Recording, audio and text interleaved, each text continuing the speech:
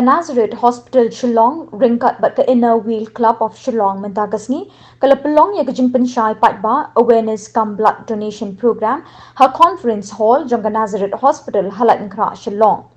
Kani ka voluntary blood donation program kalong kumshibenta ban rakhi ya ka National Voluntary Blood Donation Month. Yakani ka program lapli the administration ka Nazareth Hospital of Shillong Sister Noreen Hakajing Jong Sister Noreen ilayaro yu shan borlang thank you but yakikimi ki pajang u nakabenta ka jingaisnam sngewbha hado lai pusaw sin. I also welcome all the donors and thank you for coming forward to donate blood and save lives.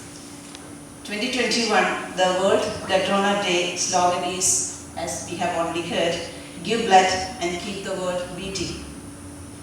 The message highlights the essential contribution blood donors make to keeping the world pulsating by saving lives and improving others' health. It is the one thing that you can give and save the life of another human being. All of you are esteemed blood donors. In making regular blood donations, your lifestyle have shown the way for others to follow. At this time, I just want to mention a special person, that is Shamborlan, thank you, and his family, who has donated blood for 34 times. He's really an example to all of us. God, who has blessed me with opportunities to share His gift of life with those in need. I've been a voluntary blood donor for many years, until date have donated 34 times. I am Shamborlan Thankeo, and at 54 years of age, I am now in a rush. I am glad that I have been blessed to be able to donate on every available chance, that is every 3 months since December of 2019. I am already looking forward to the 22nd of December 2021 when I get donate again. Coincidentally, it is also a period where the COVID-19 pandemic has engulfed us and affected every aspect of our lives. Come and donate. We just have to be careful and cautious, just as we are when going to the store for our groceries. This time I would like to focus on what I refer to as the feel-good factor. Donating blood gets my adrenaline activated. Most of us have seen the various game shows on TV. One I would like to focus on is the game show Minute to Win It. The excitement and the feel-good can be seen not only in the faces but in the actions of the competitors whenever they successfully complete the living. The dedication and hours of practice put in is reflected in their emotions. This is that same feel-good I get when I am and after voluntarily donating the gift of life to another human being. However, we do not require hours of dedicated practice to achieve that feeling good. It only requires a bit of discipline and a willing heart to reach out to another human and let them feel it too. This helps us in our spiritual, physical and mental well-being. I invite you to come and experience that feel good about yourself. I know it is fulfilling. Habakre nakategasngi u Dr. Hubert Dakhar ubelong nong pet yak blood center jangka Nazareth Hospital ulay thu baka Jingpynshai ka bah clear du jangkari kala khang ye ka jingaisnam de kinong aisnam namar baki long kinong ket ekibabon ke jingpang. Or either if my father or my mother or my brother sisters is sick, I go and donate blood. I'm not a voluntary blood donor, but I'm a replacement donor. Or either the blood has been taken from the blood bank and then we replace later on. So that is what we call it, replacement donor. Then the next one is a voluntary donor. Voluntary donor I've already told you earlier, so I need not to repeat. And among the voluntary blood donors also we have the subtypes. The first time voluntary blood donor, example, we have seen in the video. So they donated blood for the first time in their life.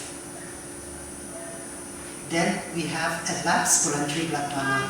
Because we are all human beings, so anytime, any moment we may fall sick. So I may be fit today, but in the next donation I may not be fit.